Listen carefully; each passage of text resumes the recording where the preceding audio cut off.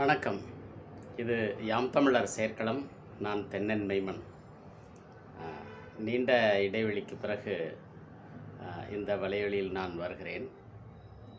தஞ்சை பெரிய கோயிலை மையப்படுத்திய ஆய்வுகள் புதிய நம்பிக்கையை தந்திருக்கிற இந்த சூழலில், ஒரு சில அ புதிய புரிதல் தமிழக அரசியலில் ஒரு மாற்றத்தை ஏற்படுத்தும் வலிமையுள்ள சான்றுகளாக இருப்பது தெரிய வருகிறது. அது குறிப்பாக 3ஆம் பிறை குறித்தது. ஒவ்வொரு 3ஆம் பிறையும் ஒரு மாதத்தின் கடைசி நாள் என்ற மாற்றமில்லாத நம்முடைய நம்பிக்கையை நாம் பறிகொடுத்து ஓராயிரம் ஆண்டுகள் ஆகிவிட்டன. ஆனால் செவ்விலக்கியங்கள் அதை பல ஆயிரம் ஆண்டுகள் கடத்தி வந்திருக்கின்றன என்பதை ஒப்பிடுகிற போது அது உடனடியாக அது ஏற்றுக்கொள்ளத்தக்க சூழலில் இருக்கிறது. அந்த வகையில் நாம் இந்த யாம் தமிழர் செயற்களம் என்ற இந்த வலையொலி எப்படிப்பட்டது, என்ன செய்ய இருக்கிறது என்பதை பொதுவெளிக்கு சொல்ல வேண்டிய கடப்பாடு இருக்கிறது. யாம் தமிழர் செயற்களம் என்பது வல்லுநர் குழு, வேறு அரசியல் இல்லை.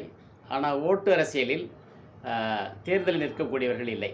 அப்படி யாரும் எங்களுடைய நட்பு வட்டத்தில் இல்லை, வரவும் வேண்டாம். ஓட்டு அரசியலில் தேர்தலில் நிற்க வேண்டாம், ஆனால் ஒப்போலை கொடுக்கணும். அதாவது ஓட்டு போடணும். நாங்கள் ஓட்டும் போட மாட்டோம் என்று சொல்லக்கூடிய ஒரு அமைப்பாக இருக்க வேண்டாம்.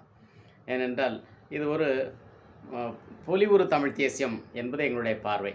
தமிழ் தேசியத்துக்கு பல விளக்கங்கள் இப்போது வருகின்றன. எங்களுடைய பார்வை இது நாட்காட்டியோடு தொடர்புடையதும், தலைநாளை அறிவிக்கக்கூடியதும், தலைவனை அடையாளம் காணக்கூடியதும், மரபுவழி பார்வையில் எப்படி என்பது குறித்தது. அதனால் ஓட்டு போடுங்க. ஒரு ஓட்டு தான் ஒரு ஆளுக்கு.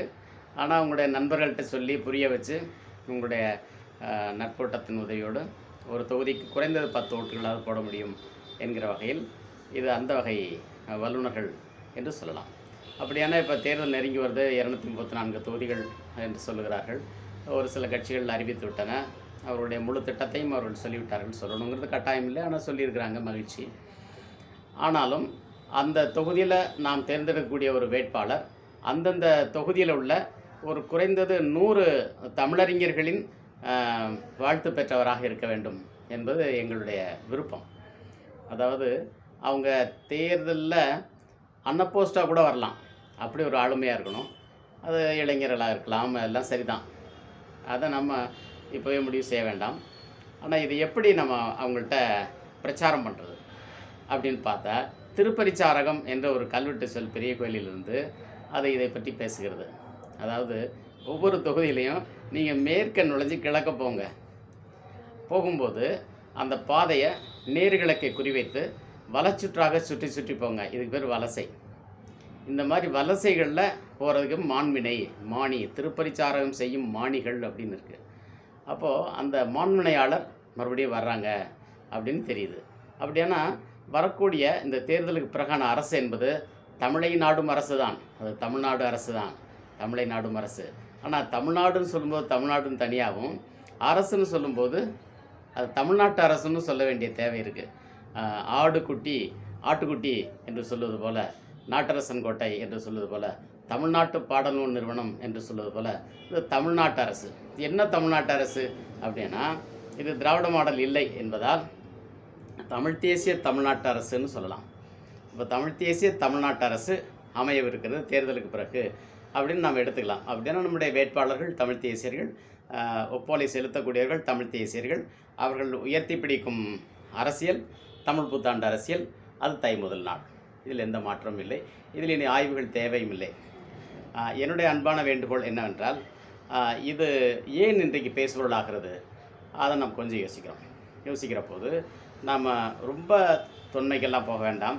நம்ம ஒரு பக்கம் கீழடியிலே, இன்னொரு பக்கம் சிகைக்குற்றன் வரைக்கெல்லாம் போய் நம்ம பொதுமைப்படுத்திகிட்டு இருக்க வேண்டாம். இன்னொரு பக்கம் மாட்டு மாநாடு, தண்ணீர் மாநாடு, மலை மாநாடுன்னு போட்டு நாமே பொதுமைப்படுத்திக்க வேண்டாம். நேரடியாக செய்திக்கு வருவோம்.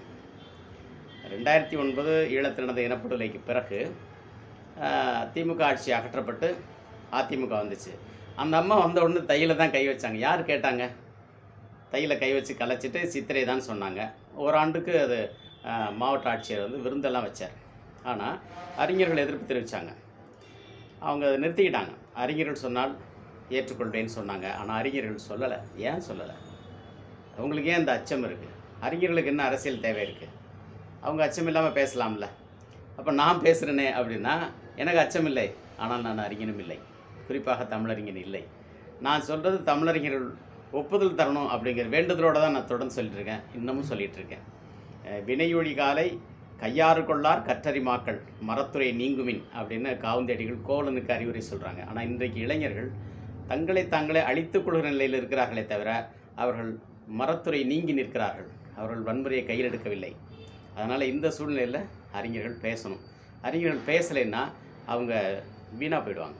அதுதான் உண்மை. இதை பேசுகிறத தள்ளி போடாதீங்க. தமிழ் புத்தாண்டு புரிதலில் பேசுகிறத தள்ளி போடாதீங்க. ஒவ்வொரு 3ஆம் பிறையிலும் ஒரு மாதம் முடிகிறதுங்கிற நம்பிக்கையை மீட்டெடுத்தாலே போதும். அதுக்கு அடுத்த நாளில் மாதம் பிறந்துடுதே. அதாவது தெலுங்கர்களுக்கு புரிகிற மாதிரி சொல்லணும்னா, உங்களுடைய சங்கராந்தி 3ஆம் பிறை, உங்களுடைய யுகாதி வளர்பிறை சதுர்த்தி. ஆனால் நீங்கள் 3ஆம் பிறைக்கும் சதுர்த்திக்கும் இடையில எதுக்கு மாத கணக்கில் இடைவெளி விடுறீங்க? அதுதான் தப்பு. அதனால் நீங்கள் பங்குனிக்கோ சித்திரைக்கோ போகிறீங்க. அதெல்லாம் இல்லை, எல்லாமே தைக்குவாங்க. ஏன்னா ஒரு காலத்தில் முரசுகள் மூவர் காக்கும் மொழிபெயர் தேயமாக இருந்த நிலம்தான் இன்றைக்கு இருக்கக்கூடிய இந்த அண்டை மாநிலங்களை தவிர பகை மாநிலங்கள் கிடையாது. ஒரு சில செய்கிற தவறுகளால் ஒரு தேவையில்லாத பகை உணர்ச்சி வருது. அதில் நீக்கிட்டு யாம் தமிழர் செயற்களம் என்பது அரச ஆளுமையோடு கூடிய மரபறிவு இன்னது என்று தனித்தனியாக எடுத்து சொல்லக்கூடிய ஒரு வல்லுநர் குழுவாக இயங்கும். பல கிளைகள் இயங்கும். இதில் குறைந்தது அல்லது கூடியது என்று கீழெல்லை மேலெல்லை வைத்தால் 3 நபர்லேருந்து 10 நபர் வரைக்கும் ஒரு குழுவாக இயங்கலாம். அவங்க எல்லா இடத்துலையும் இயங்கலாம். ஒரு குறிப்பிட்ட நோக்கத்துக்காக இயங்கலாம். ஒரு சொல்லை தேடி, ஒரு கல்வெட்டை தேடி, ஒரு சான்று தேடி, ஒரு அறிஞனை தேடி, ஒரு அறிஞனுடைய படைப்புகளை தேடி கூட ஒரு குழு சில ஆண்டு காலம் இயங்கலாம். அவங்க அதை முடிச்சிட்டாங்கன்னா அந்த அமைப்பை கலைச்சிட்டு வேறொரு அமைப்பை உருவாக்கிக்கலாம். இந்த திட்டத்தில் தான் இது போய்கிட்டு இருக்கு. இப்போ இதுவரை மானாகின்னமணி என்ற ஒற்றைப்பக்க ஓவியச் சிட்டேடு 150 ஏடுகள் வந்து பல சான்றுகளை வெளிக்கொண்டு வந்திருக்கிறது. அது திரும்ப திரும்ப பேசுபொருளாகிறது. அதே மாதிரி யானைகள் பற்றிய செய்திகளில் ஒரு 150 பக்க செய்திகள் ஆவணமாக இருக்குது. அதுவும் பேசப்படுகிறது. எங்களுடைய தொடர்பில் வளரக்கூடிய அல்லது அவருடைய அறிவுரையில் நாங்கள் வளரக்கூடிய அமைப்பாக மரபொழி தமிழ் தேசிய தக்காரவம் என்பது சீராக வளர்ந்து வருகிறது. அது ஒரு 150 மாதப்பிறப்பு அறிவிப்புகளை வெளியிட்டிருக்கிறது. இந்த யாம் தமிழர் செயற்களம் என்ற வலையொலி முதற் சுற்றில் ஒரு 50 காணொலிகளையும் 2வது சுற்றில் 50 காணொலிகளுக்கான திட்டத்தோடும் இயங்கி வருகிறது.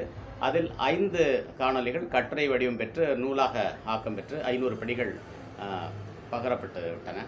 இன்னும் 500 படிகள் அடுத்த மாதத்தில் பிறருக்கு தரப்படும், அறிஞர்களுக்கு தரப்படும்.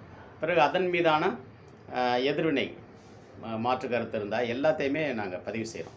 அதாவது என்ன பேசுகிறோமோ அதை எழுதியும், என்ன எழுதுகிறோமோ அதை பேசியும், இது அடுத்த தலைமுறைக்கு கையளிக்கிற நோக்கத்தில் இதை பொறுமையாக கொண்டு போகிறோம். இதுதான். இப்போ இதை அப்படியே விட்டுருவோம். இப்போ இது இன்றைக்கு தமிழக அரசியலில் ஏற்படுத்தக்கூடிய தாக்கமாக நான் இங்கிருந்து தொடங்குகிறேன். 1970ஆம் ஆண்டு மேகலா பிக்சர்ஸ் எங்கள் தங்கம் என்ற ஒரு திரைப்படம் வருகிறது. அது வெளிவரும் நேரத்தில் கலைஞர் மு கருணாநிதி அவர்கள் முதலமைச்சராக இருக்கிறார்.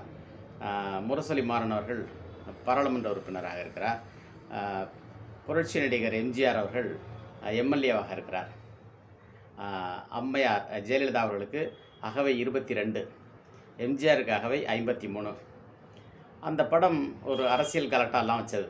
அதாவது அமெரிக்காக்காரன் நிலாவுக்கு போன நேரம் அதை நக்கல் நையாண்டி செய்து பகுத்தறிவாளருக்கும் பழைய பஞ்சாங்கத்துக்கும் டாட்டான்னு சொல்லி கேலி பண்ணியிருப்பாங்க.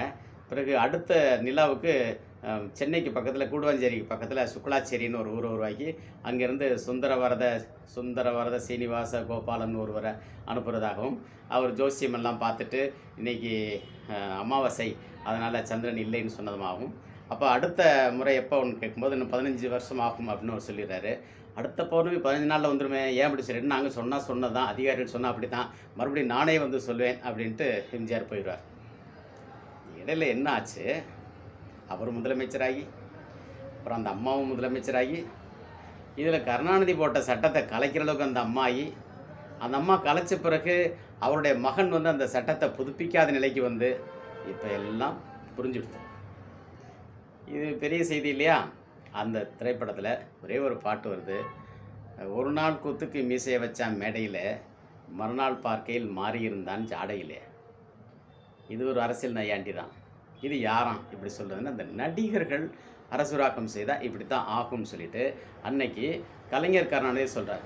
ஏன்னா அவர் கலைஞர் கருணாநிதியா இல்லை, அவர் தலைவர் கலைஞர் ஆயிட்டார்.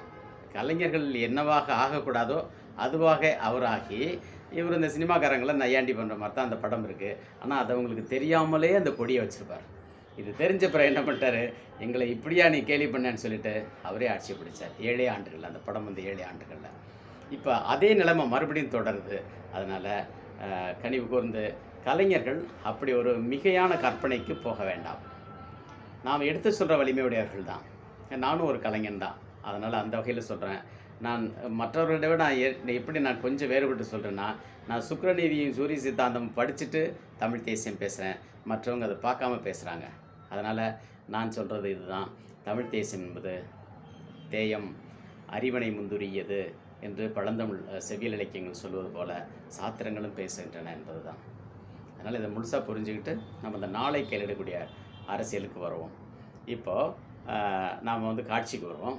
என்ன காட்சின்னா, இன்றைக்கு கூட்டணி அரசியல் தரகு இதை மட்டுமே டமால் டுமில்னு பேசுகிற ஊடகங்கள் எல்லாத்தையும் புறக்கணிங்க. நாளை கையிலெடுக்கிற அரசியல் வந்தால் அது கூட்டணிகளை புறக்கணிக்கிறது, அரசியல் கட்சிகளை புறக்கணிக்கிறது, சாதியை புறக்கணிக்கிறது, மதத்தை புறக்கணிக்கிறது, பல எல்லைகளை தாண்டி அது ஒரு மிகப்பெரிய அறிவு தளத்துக்கு இந்த மாந்த இனத்தை இட்டு செல்கிறது. இதுதான் உண்மை. அப்போ இதை நோக்கி நாம் பிள்ளைங்களுக்கு எடுத்து சொல்லணும். எடுத்து சொல்லி இப்படி இப்படி நடங்க, உடல் நலத்தை பேணுறதுலேருந்து நம்ம பண்பாட்டு கூறுகளை பார்க்குறதுலேருந்து எல்லாமே எடுத்து சொல்ல வேண்டிய தேவை இருக்குது. உலகம் இதை நோக்கி வரும். இதில் மட்டும்தான் தமிழர்கள் கெட்டிக்காரர்கள், இதில் மட்டும்தான் தமிழர்களுக்கு வலிமை இருக்குது. ஆக இதை சொல்லணும். இதில் வந்து பகை அப்படின்னு ஒன்றும் கிடையாது, ஆனால் அறியாமை தான் இருக்குது. எல்லா தளத்திலும் அறியாமை இருக்குது. அந்த அறியாமையை எந்த நொடியும் நாம் கலர்ச்சியோட அணியமாக இருந்தால் யாம் தமிழர் சேர்க்கலாம் உலகத் தமிழர்களோடு சீராக பயணிக்கும். நன்றி. புலிவேஷம் போட்டவன் தான் பூனை போல நடந்து வந்தான், எலிவேட்டைக்கு நாள் பார்த்து போராட வந்தான். இந்த மாதிரி ஒரு திரைப்பாடல் சொல்லுது. அது யாரை சொல்லுது என்னங்கிறத இந்த பதிவில் நம்ம பார்க்க போகிறோம். தமிழ்நாடு என்பது ஒரு நாடு தான், தமிழ் சொல் அப்படி தான் பொருள். ஆனால் மாநிலம் என்று சொன்னால் அது உலக பேரரசுன்னு பொருள் தமிழில். குடிதழியி கோலோச்சு மாநில மன்னன் அடிதழியி நிற்கும் உலகு. ஆனால் இன்றைக்கு அது இந்திய கட்டமைப்பில் ஒரு நிலப்பகுதி. ஒரு மாநிலம் என்பது ஸ்டேட் ஆங்கிலத்தில். We have enough space in our Indian constitution and polity for regional and sub-regional identities. Regional identities are not necessarily inimical to our larger concept of nationhood அப்படின்னு நான் சொல்லலை, மன்மோகன் சிங் சொல்கிறாரு. அது 13th நேஷ்னல் இன்டகிரேஷன் கவுன்சில் மீட்டிங்கில் சொல்லியிருக்காரு.